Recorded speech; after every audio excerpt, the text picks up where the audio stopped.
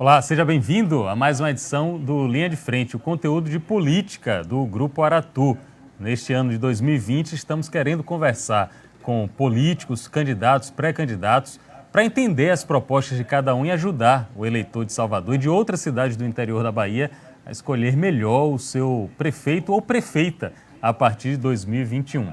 Eu sou Pablo Reis e, com o trabalho técnico de Everton do Vale, produção de Cris Almeida, vamos conversar nesse momento com a pré-candidata pelo PCdoB, Maria Olívia Santana. Seja bem-vinda, Olívia Santana. É um prazer conversar com a senhora. Olá, Pablo. Prazer é todo meu. Eu quero aqui saudar você, saudar todos que estão nos acompanhando, nos assistindo. Dizer que é um prazer estar aqui, no Linha de Frente, discutindo Salvador e as nossas perspectivas para a nossa cidade. Vamos conversar muito sobre Salvador, vamos conversar sobre educação, sobre segurança pública, sobre emprego. São temas que a gente pode ter no dia a dia para a comunidade. Mas eu quero começar essa conversa falando com a senhora, que inclusive é uma das fundadoras da UNegro. Quero começar essa conversa falando sobre racismo. É um tema importante que precisa ser debatido. Os Estados Unidos estão tendo vários episódios dessa deflagração de conflitos raciais. Eu quero começar a nossa conversa perguntando, como pesquisadora, como estudiosa, como mulher preta, a diferença no racismo praticado nos Estados Unidos para o racismo brasileiro? E se houver diferença, as nossas formas de luta são diferentes também? Então, Pablo, essa é uma pergunta muito importante, porque, de fato, há sim diferenças, não é? O racismo nos Estados Unidos é uma ideologia de dominação praticada de uma maneira e no Brasil é de outra maneira. Ou seja, o racismo nos Estados Unidos ele é muito centrado no genótipo das pessoas, na origem das pessoas. Então, ninguém tem dúvida sobre quem é e quem não é negro nos Estados Unidos, não é? Diz respeito assim, a uma linhagem, digamos assim, né? Há uma ideia de que você mesmo que tem a pele clara, o fenótipo é importante, mas não te separa do grupo étnico-racial negro. No Brasil é diferente. No Brasil nós temos um colorismo, uma espécie de racismo cromático. Então, o que pesa mais é exatamente o fenótipo, o que você apresenta, a sua cor de pele, as suas características. Então, é isso que vai determinar se você vai sofrer mais ou não vai com o racismo. Não diz respeito à sua origem étnico-racial familiar. Ninguém vai lhe perguntar se a sua avó é branca ou sua avó é negra, não é? É a sua imagem que será atacada, será discriminada. Então, no racismo, eu lembro que o movimento negro fez uma grande campanha nos anos 80 para o censo, exatamente para enfrentar uma fragmentação absurda, não é? Mais de 170 tipologias de cores. As pessoas diziam que eram negras, pretas, pardas, mulatas, marronzinho, cor de bombom. Era um negócio assim, que não tinha, que era exatamente, espelhava a tentativa de negação da negritude de cada um, em função desse massacre que nós sofremos de negação daquilo que nós somos, não é? De ver os negros como um segmento inferior. Isso vem desde a escravidão, mas não podemos tratar como uma herança do escravismo. Nós temos que entender que isso diz respeito a uma atualização, quer dizer, terminou formalmente a escravidão em 1888, mas as práticas de dominação continuaram com base no racismo estrutural. Então, não houve vontade política, não é, do Estado brasileiro de eliminar a racialização das relações sociais, de eliminar o racismo. Nesse aspecto, eu recebi recentemente uma notícia que o Tribunal Superior Eleitoral, ele determinou que a cota, a divisão do fundo partidário, do fundo eleitoral, vai ter proporção vinculada à quantidade de candidatos negros, candidatos e candidatas negros que tenham nos partidos. Não a partir dessa eleição, mas a partir das próximas eleições. Isso é um passo, na sua opinião, é um passo para a gente deixar um pouco os congressos, as assembleias, o Congresso mais equilibrado do ponto de vista étnico? Por exemplo, a Câmara dos Deputados hoje, para cada 100 parlamentares, só 18 se declaram negros, pretos ou pretas. Isso é muito pouco em função da diversidade que a gente tem no Brasil. A senhora acha que essa determinação do TSE pode ajudar a equilibrar um pouco essa balança?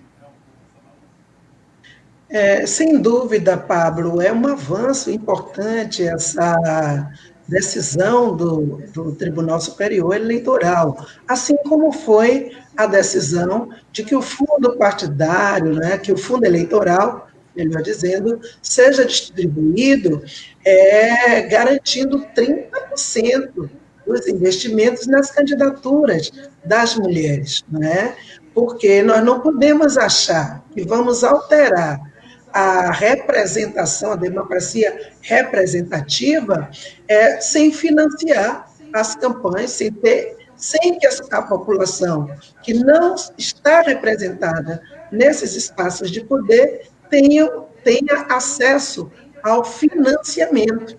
Eleição é algo muito caro, depende de muito investimento. Então, muitas vezes você é um excelente candidato, tem ideias, propostas, mas você não tem as ferramentas, você não tem os recursos para investir na sua candidatura, na sua campanha. E muitas vezes essas pessoas ficam de fora. Isso em relação à população negra, em relação às mulheres, em relação à classe trabalhadora, não é? As representações dos trabalhadores, da juventude. Então, o que a gente vê é um Congresso velho, é um Congresso extremamente rico, né, uma representação hegemônica, né, majoritária. Inclusive, de 2014 para cá, a composição do Congresso Nacional ela piorou, tanto no que diz respeito a segmentos, bancadas conservadoras, como também da representação econômica.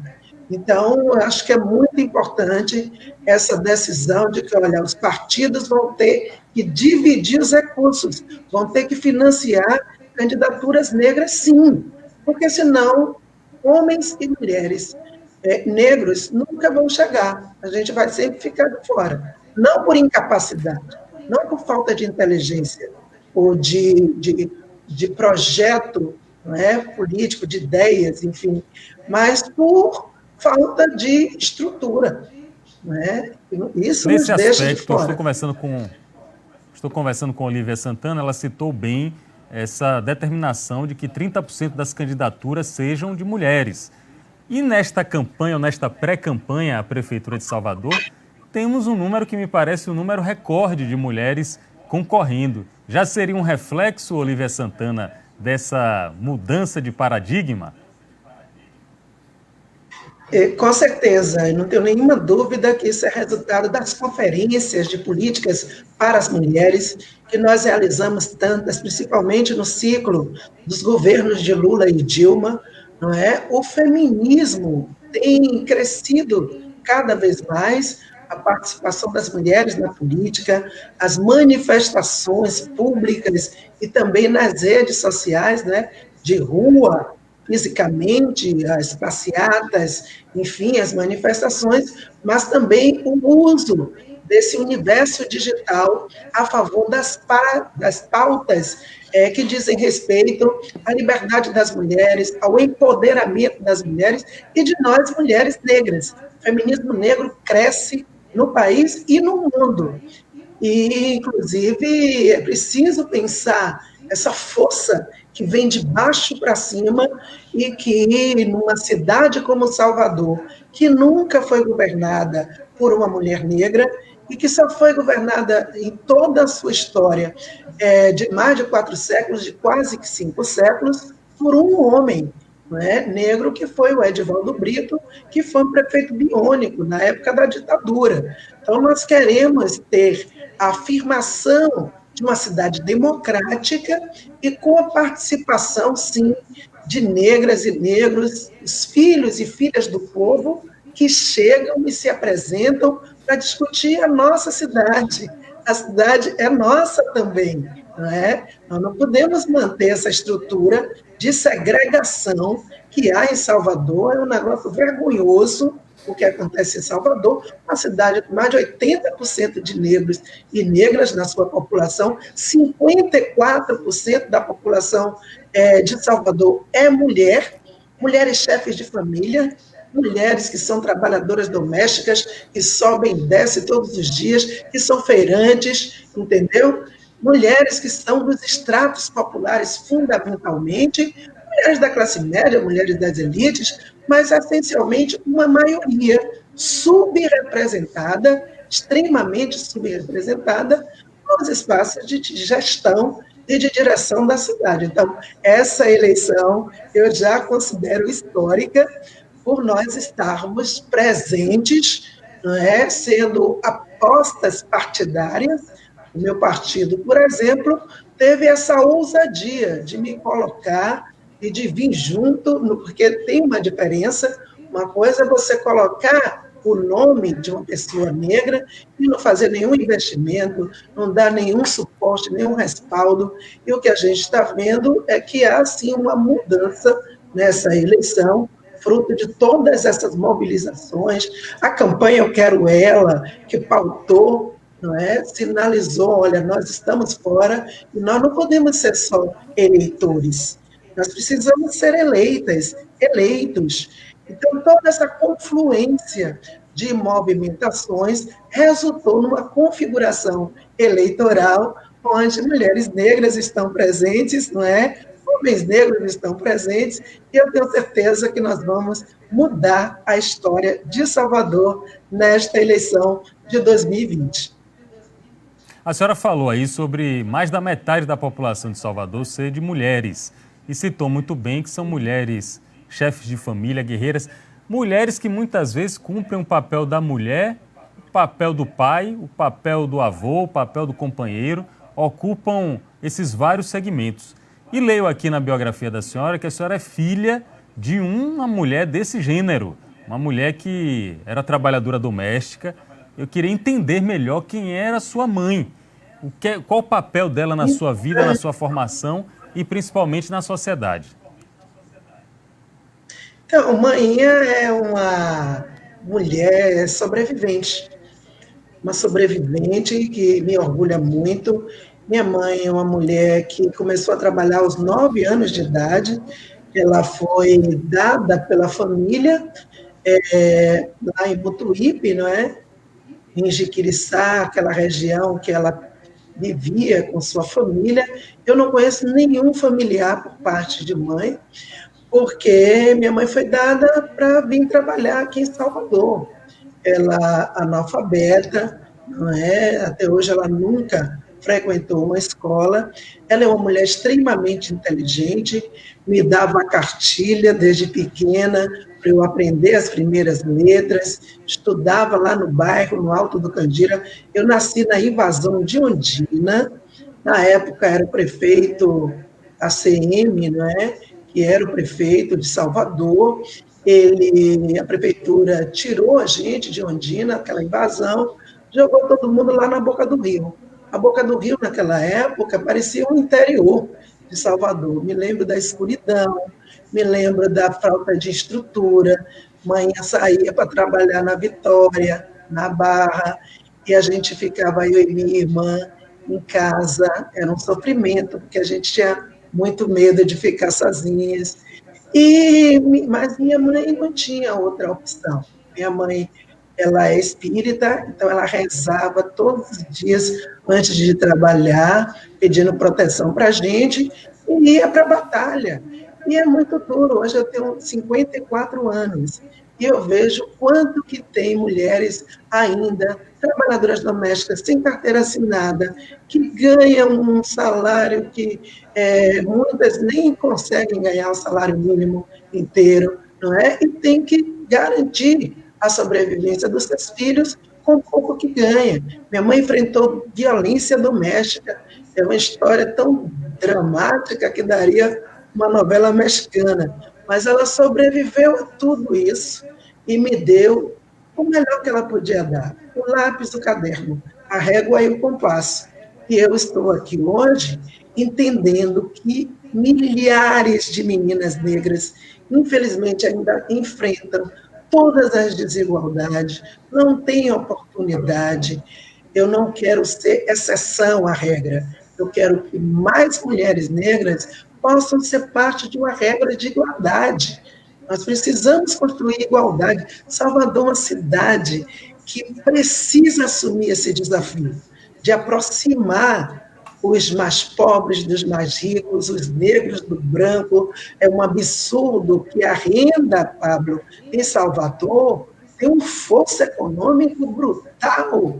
Como é que os que estão na base da pirâmide, a renda dos mais pobres, não é, em relação aos mais ricos, os mais ricos têm uma renda 61 vezes maior do que a renda dos mais pobres. Toda a população negra de Salvador tem uma renda reunida, todo mundo junto, né, que corresponde a 47% da renda da população branca de Salvador. Isso não está certo, isso não é justo.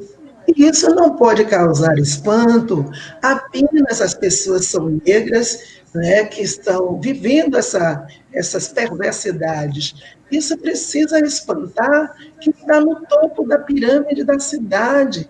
Nós precisamos fazer um movimento generoso de aproximar as pessoas, de reduzir as desigualdades e de garantir uma cidade mais justa socialmente. Isso é bom para todo mundo. É isso que me encanta quando eu coloco meu nome, sim, à disposição para ser prefeita de Salvador, com essa trajetória e com essa vontade política inspirada em Nelson Mandela, inspirada em tantos outros, não é, que marcharam por um princípio, que é o princípio da igualdade. Então a gente vai destrinchar agora algumas propostas para tentar diminuir esse fosso de desigualdade que já caracterizou Salvador como talvez uma das capitais, além de ser das mais bonitas geograficamente, mas é uma das mais perversas do ponto de vista social.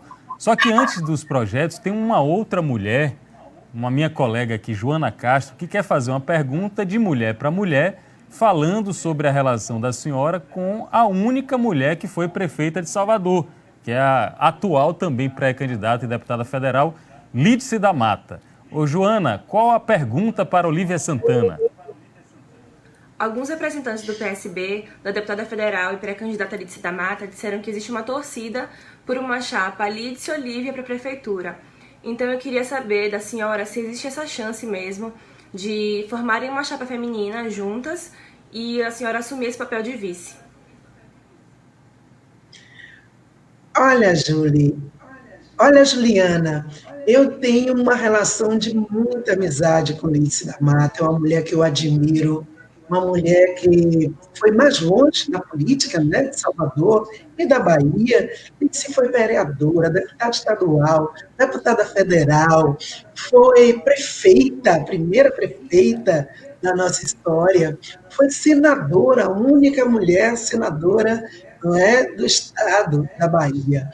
E eu, portanto, tenho essa relação de admiração, de respeito a Lídice, mas eu não tenho nenhuma dúvida que agora está na hora de dar oportunidade também para que uma mulher negra possa, sim, assumir a liderança política na cidade. Eu adoraria que o PSB viesse comigo, conversei, inclusive, isso com Lídice, não é?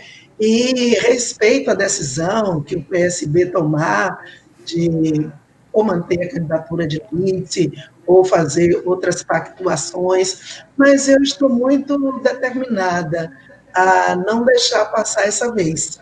Eu quero, sim, ter a chance de ser candidata a prefeita. Isso aqui não é uma aventura.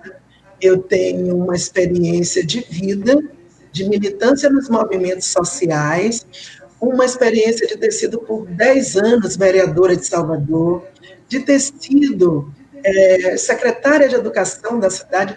Imagine que somente quando eu cheguei na Secretaria de Educação é que foi implantada a matrícula informatizada. Foi a minha gestão que implantou a matrícula informatizada, que acabou com o sofrimento daquelas mães que ficavam padecendo nas filas, nas portas das escolas, e a internet já existia. Isso é de um descaso doloroso.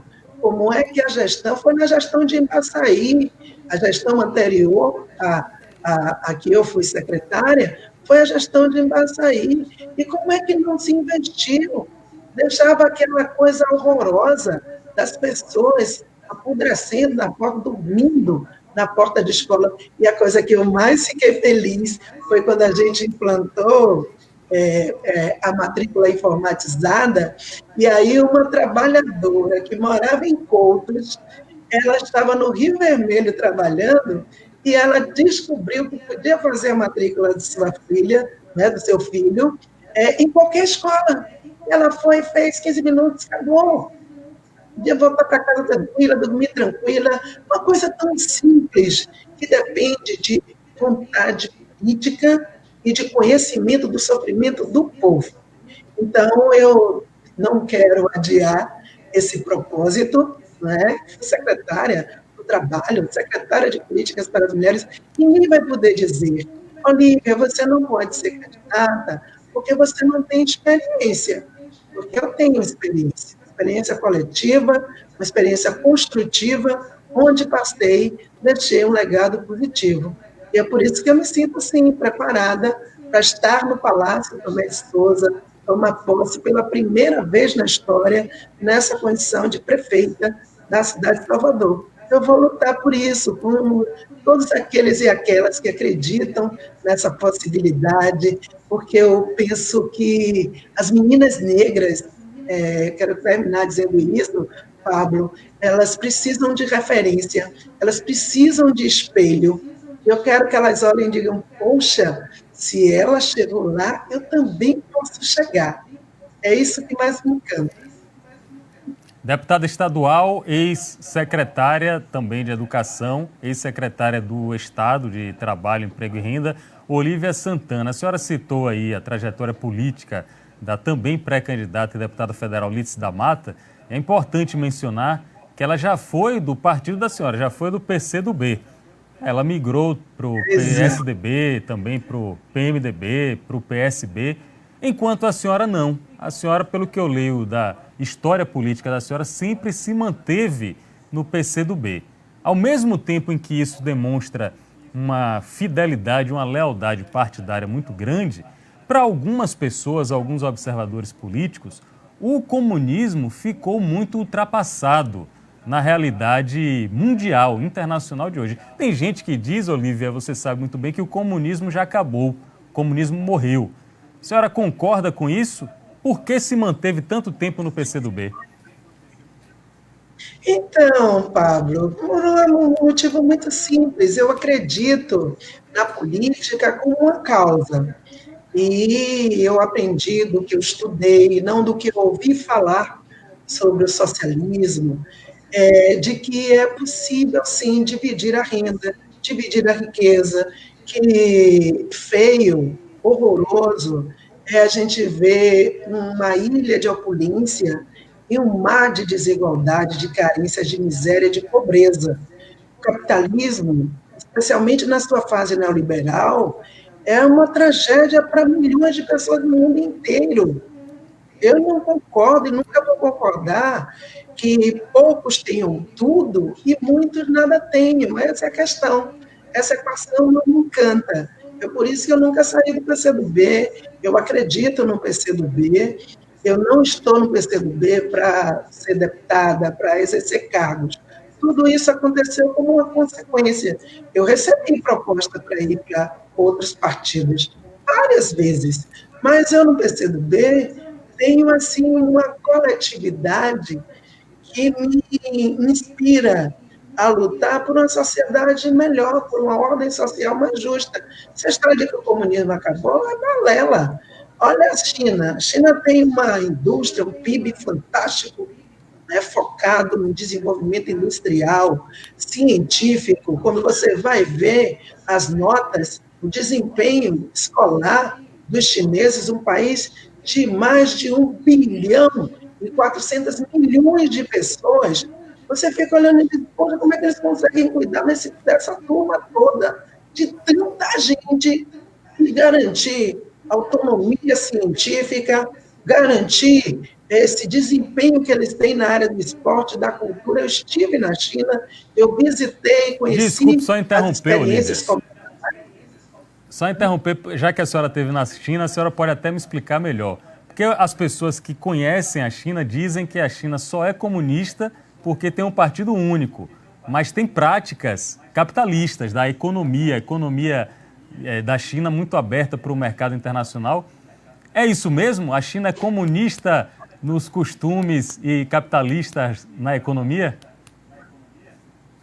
Não, a China não é comunista. A China é o país socialista e que nós não temos nenhum país comunista, não é? A China é um país socialista, portanto, a economia ela é uma economia que tem esse misto de capitalismo de Estado e de distribuição, porque a grande questão é o capitalismo ele foi muito bom de produzir, mas é preciso distribuir. É preciso garantir que o fruto do trabalho coletivo não seja apropriado apenas por quem detém os meios de produção.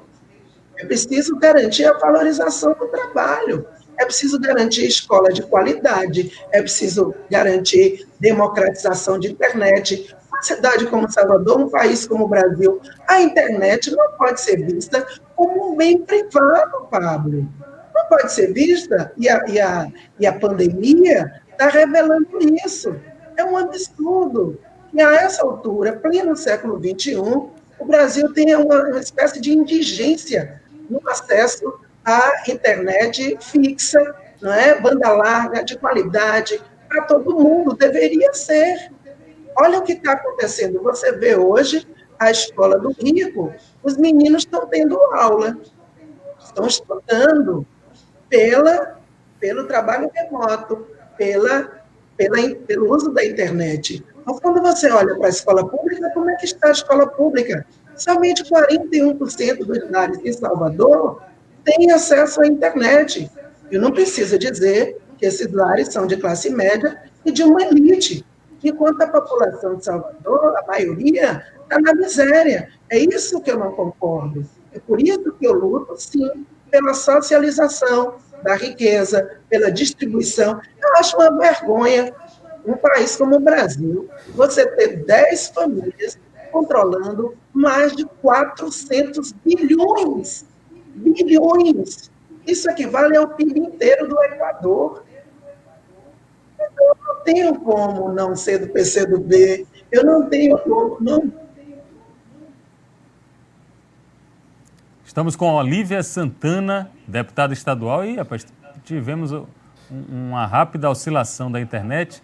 A conversa está boa aqui com a pré-candidata à Prefeitura de Salvador, do PCdoB, pelo PCdoB, deputada estadual, ex-vereadora da capital, também ex-secretária de Estado, secretária municipal de Educação, Olívia Santana, falando do entendimento dela e das propostas com relação à candidatura para a primeira capital do Brasil, Salvador, que nesse momento tem pré-candidatas mulheres, muitas delas disputando aí uma vaga no Palácio Tomé de Souza.